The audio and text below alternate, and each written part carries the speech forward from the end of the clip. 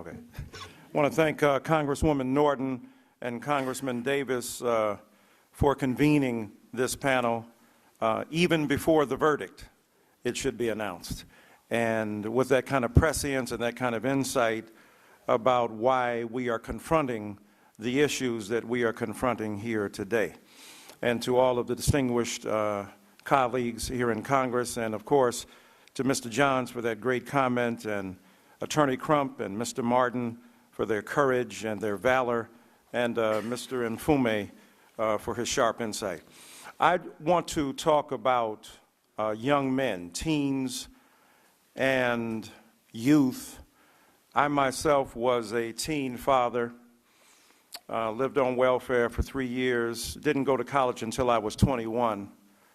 So I understand some of the existential drama that attaches to black boys, males, and men who have been particularly subject to the arbitrary stigma and pathology that attaches to young men in American society, but leave aside the incredible valor and the vitality of their struggles to claim decent spaces in American society.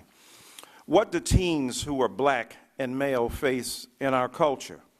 Well, let's be honest, there's a cultural backdrop. All black people live under suspicion. Trayvon Martin is but the most ready and apt metaphor for the suspicion to which we are subject. Black humanity has been suspected from the beginning of our sojourn in American society. I don't need to give a history lesson about that. The great Thomas Jefferson, the architect of Monticello and the Declaration of Independence, also wrote notes on Virginia, where he questioned the cerebral abilities and the intellectual acuity and the reason of black people, even as at night, retiring from his study, engaged in relations with a young woman whose loins trapped his logic. So that the reality of our humanity being under suspicion is critical as the backdrop to understand the unfolding and evolving perception of black people in America. Our humanity has been questioned and our intelligence has been questioned.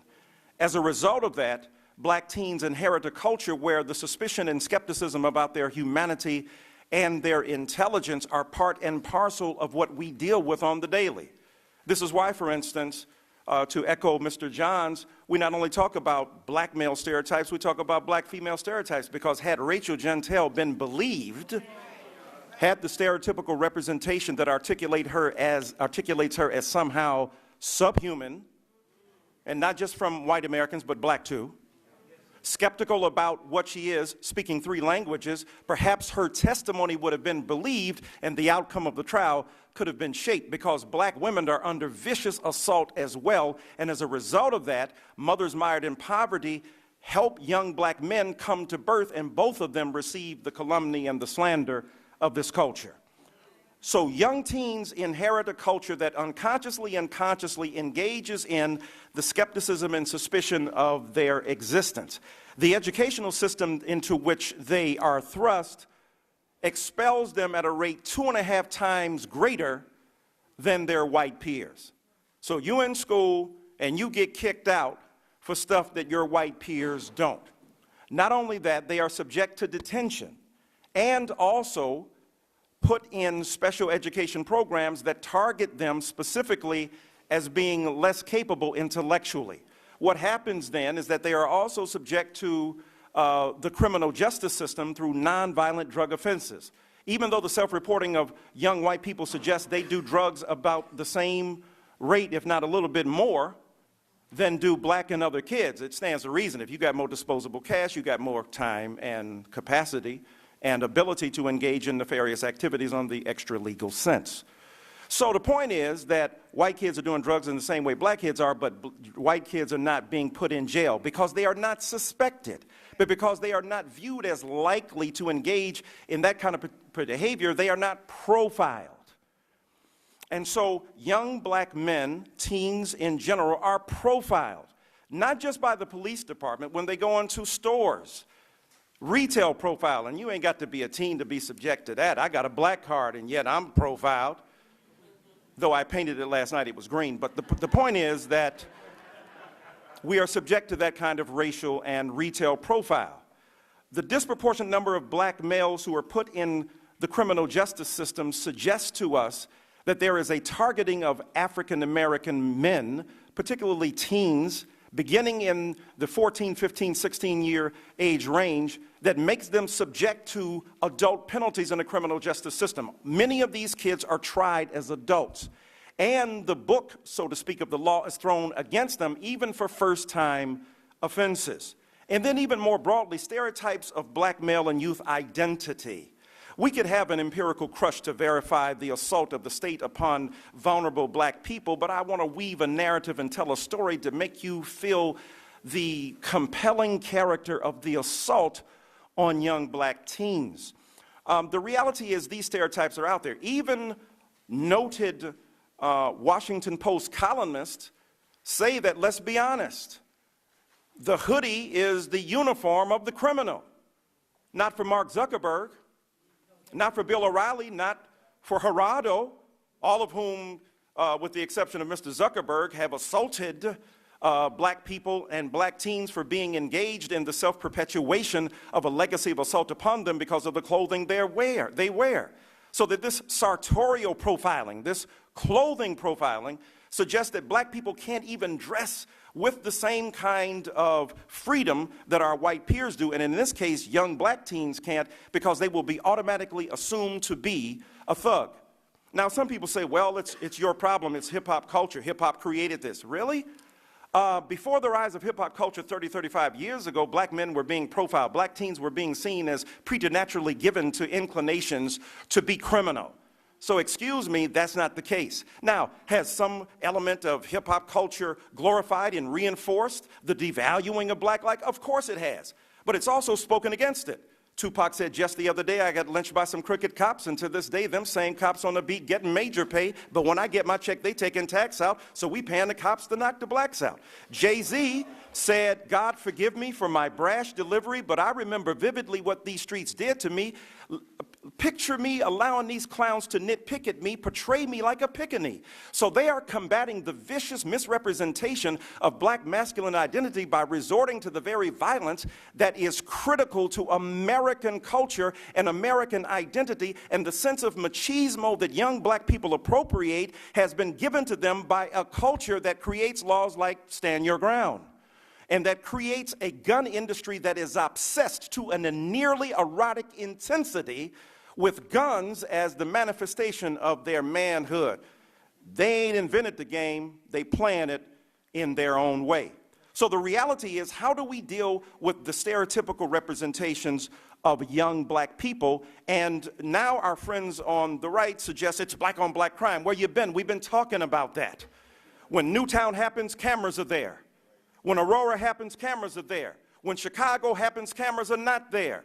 But now we pathologize those young black people. And by the way, black people have been marching from time immemorial against the vicious legacy of white supremacy that occupies black minds, that leads us to kill each other, to hate each other, to despise the very presence that we represent. So we know about black on black crime as a reflection of a broader pathology, and both of them must be arrested. But the reality is politicians don't show up from the White House down to the local level when black children's bodies are at stake. And when they do show up, they give us lectures about black family structure, when we can look at most white people who commit crimes and they have obviously familial challenges that need to be articulated.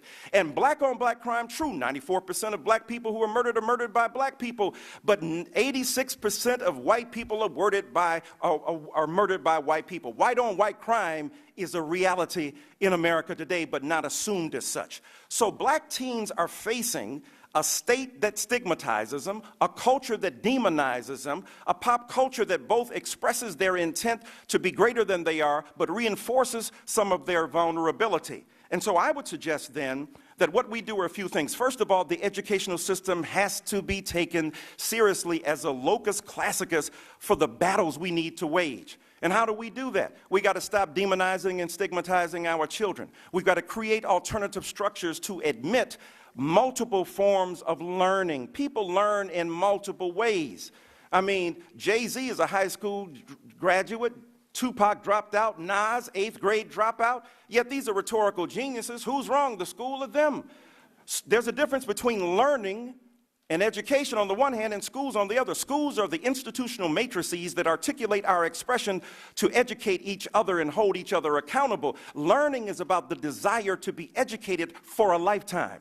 And so we have to converge these two disparate meanings in some instances, figure out ways to acknowledge our children's learning styles, not to stigmatize and demonize them. Don't send them to jail if they have a behavioral challenge, and figure out ways not to put them into detention, which becomes a feeding cell to jail, which becomes a warehouse for prison. Secondly, we've got to reduce the penalties for nonviolent drug offenses and for zero tolerance policies. Now, we are not here to have affirmative action for thugs, so to speak. We're here to say that everybody doing it, everybody ought to be taken in the same way to jail, or everybody should be given a break. Born poor and black, born with your back against the wall, many people, the President of the United States, in his brilliant memoir, talks about abusing marijuana. So had he been caught, put in jail, stigmatized, he'd have been a well-achieving young man, I'm sure, but he might have been standing on the sideline going, you know what, I could have been president. Yeah, right. So the reality is we have to be very careful how we stigmatize our youth, and the public policies that we put in place and the laws must not unnecessarily, unduly, and disproportionately stigmatize those children. Thirdly, the president made a remarkable statement on race, finally, and it is good that the president stood up. It was a result of pressure. We understand that. He said, initially I said, Trayvon could have been my son, but look at the metaphorical and analogical shift he made. He said, but no, I could have been Trayvon. And I would add, if I were the speechwriter for Mr. Obama, let me Dysonize that. Not only could you have been Trayvon 35 years ago, you Trayvon now, right? Why? And I'll end. Because they are profiling Mr. Obama in the White House, asking about your transcripts from a man whose hair is thinner even than his skin, questioning you, trumping you in a very serious and vicious fashion, from people asking to see your birth certificate as if you're not American. You did it the way people said they wanted to be done. You went to Columbia, graduated, Harvard Law School and graduated. You don't wear a hood. It can't be about a hoodie. It can't be about the demonization of a certain kind of sartorial choice. It is about the way in which black masculinity expresses a menace and a threat in American culture, both consciously and unconsciously, that needs to be decoupled in the collective imagination of America. And then finally, when we see these as structural problems, when we see that young girls are being demonized, put in prison more often as well, subject to the kind of vicious stereotypes that I talked about in regard to Rachel Jeantel, and that they, along with young black boys, are the recipients of the outrageous indignity of being assumed not to be intelligent and not to be human.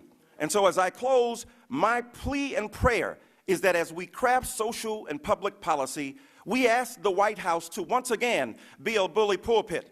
Mr. Obama wrote one of the most brilliant memoirs on race we have. It would be like Michael Jordan was in the White House but couldn't talk about basketball. Mr. Obama is acutely sensitive and keenly informed about the complicated matter, and the speech he delivered the other day was yet but a beginning. Now we need him and others to use their spots, spaces, and spirits in this culture to not only edify the conversation and to inform the analysis, but at the end of the day, to recognize that young black teens are children of God who deserve every protection. Because if those women on the jury understood Trayvon as their child, they may have felt his blood calling from the ground where George Zimmerman laid him to his rest. Thank you.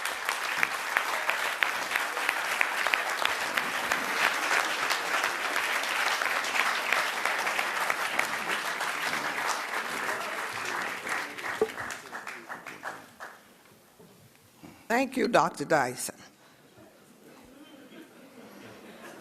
It's my pleasure now to introduce to you Kawisi Mfume.